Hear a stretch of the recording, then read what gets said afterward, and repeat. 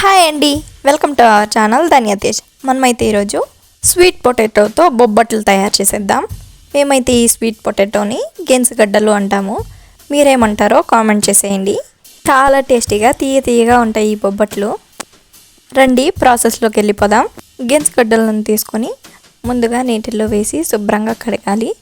పైన ఉన్న మట్టి మొత్తం పోయే విధంగా గెన్సుగడ్డలను శుభ్రంగా కడిగిన తర్వాత గెన్సుగడ్డలు మునిగేంత వరకు నీళ్ళు వేసుకొని హై ఫ్లేమ్లో గడ్డలు మెత్తగా ఉడికేంత వరకు ఉడికించుకోవాలి. గెన్సుగడ్డలు ఉడికేలోపు మనం బొబ్బట్లకు పిండిని తయారు చేసుకుందాం. ఒక మిక్సింగ్ బౌల్ తీసుకొని 2 కప్పుల గోధుమ పిండిని వేసుకోవాలి. మీరు గోధుమ పిండి ప్లేస్లో మైదా పిండి కూడా తీసుకోవచ్చు. నేను హెల్తీగా చేయడం కోసం గోధుమ పిండిని తీసుకుంటున్నాను. 1 చిటికెడు ఉప్పు వేసుకోవాలి. 1/2 టీ స్పూన్ పసుపు వేసి ఉప్పు పసుపు పిండిలో కలిసే విధంగా ఒకసారి కలుపుకోవాలి. కలిపిన తర్వాత 1 టేబుల్ స్పూన్ చక్కెరను వేసుకోవాలి. చక్కెర ఆప్షనల్ అండి, మీరు కావాలంటే వేసుకోండి, లేదంటే స్కిప్ చేసేయండి. నేనైతే వేస్తున్నాను.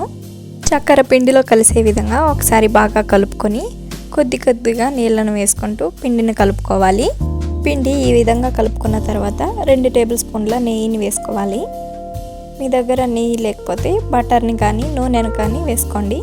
నెయ్యి వేసుకోవడం వల్ల బొబ్బట్లకు మరింత టేస్ట్ యాడ్ అవుతుంది. నెయ్యి మొత్తం పిండిలో కలిసే విధంగా ఒకసారి బాగా కలుపుకొని కొద్దిగా నీళ్ళు వేసుకుంటూ పిండి చపాతీ ముద్ద కన్సిస్టెన్సీలో వచ్చే విధంగా కలుపుకోవాలి. పిండిని వీడియోలో చూపిస్తున్న విధంగా కలుపుకున్న తర్వాత పిండికి పైన నెయ్యిని కోట్గా అప్లై చేసి మూతతో క్లోజ్ చేసి 10 నిమిషాల పాటు పిండిని పక్క నుంచి నానబెట్టుకోవాలి.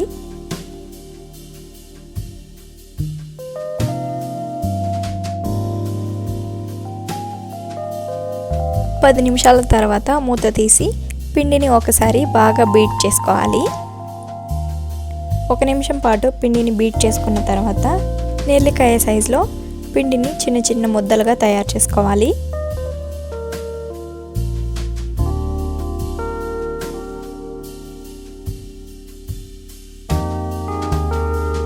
పిండి మొత్తాన్ని ఈ విధంగా ముద్దలుగా చేసుకున్న తర్వాత మూతతో క్లోజ్ చేసి పక్కన ఉంచుకోవాలి.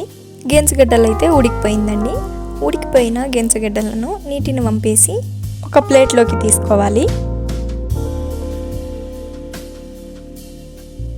వీడియోలో చూపిస్తున్న విధంగా గెన్సుగడ్డ ముక్కలన్నింటికి పైన పొట్టు మొత్తాన్ని తీసేయాలి.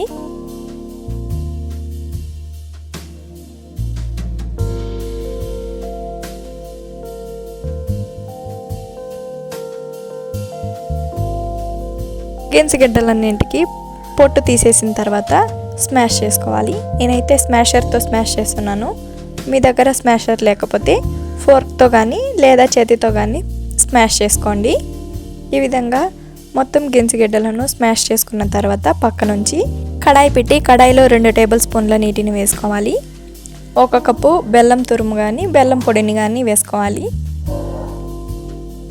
మీడియం టు హై ఫ్లేమ్లో అడ్జస్ట్ చేసుకుంటూ బెల్లం మొత్తం కరిగేంత వరకు ఉడికించుకోవాలి. ఈ విధంగా బెల్లం కరిగిన తర్వాత స్ట్రెయిన్ చేసుకోవాలండి. ఏమైనా దుమ్ము ఉంటే పోతుంది. నేనైతే బెల్లం క్లీన్గా ఉంది కాబట్టి స్ట్రెయిన్ చేయడం. గెన్సుగడ్డ మిశ్రమాన్ని వేసి ఫ్లేమ్ని మీడియం టు హై ఫ్లేమ్లో అడ్జస్ట్ చేసుకుంటూ మనం ఉడికించిన గెన్సుగడ్డ మిశ్రమాన్ని బెల్లంలో కలిసే విధంగా గరిటెతో కలుపుకోవాలి.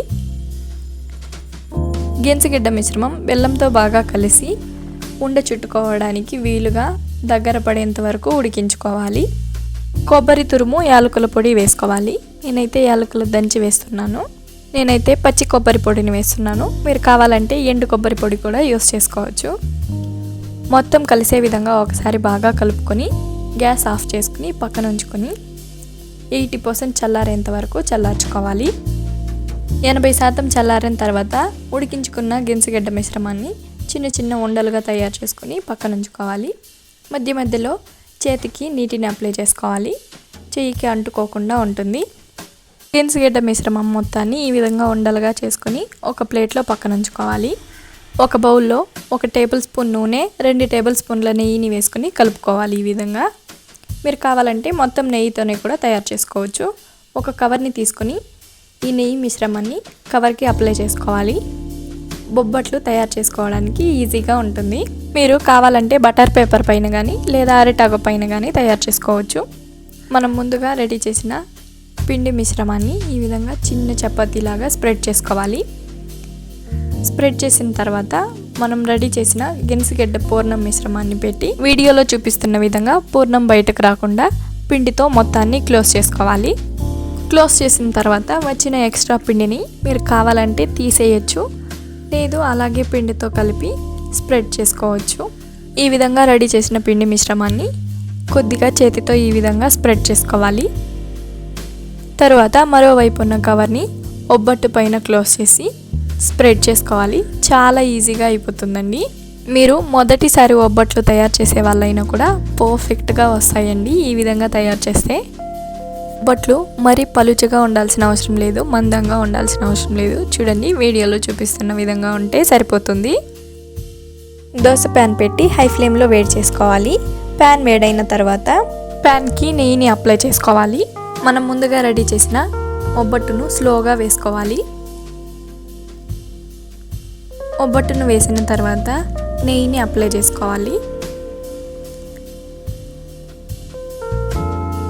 1 నిమిషం ఒకవైపు కాలిన తర్వాత మరోవైపుకు టర్న్ చేసుకుని ఆ వైపు కూడా నెయ్యిని అప్లై చేసుకోవాలి.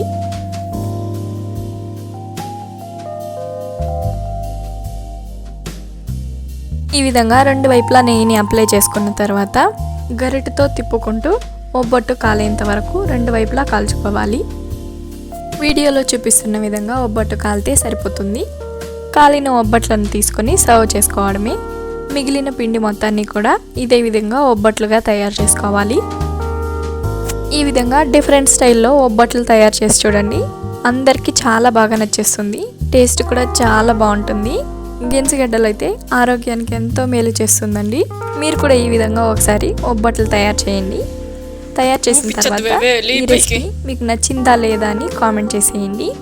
మీకు ఈ వీడియో నచ్చినట్లయితే ఒక లైక్ చేసి సబ్స్క్రైబ్ చేసేయండి. Thank you for watching.